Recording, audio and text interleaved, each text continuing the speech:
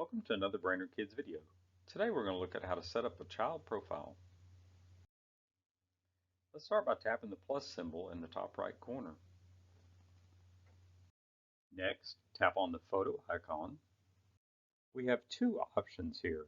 You can tap on Camera and take a new photo, or you can tap on Gallery and choose from an existing photo. Remember, these pictures can be anything you choose.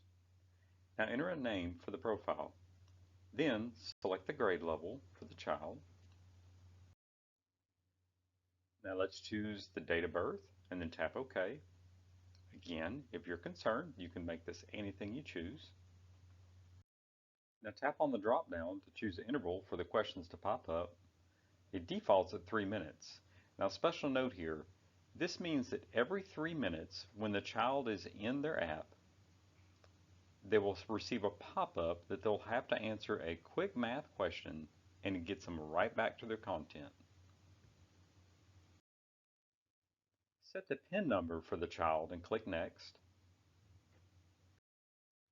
This will bring up the Block Apps tab that we will cover in another video. Thanks for watching. Please like and subscribe and tap that bell for notification of new videos.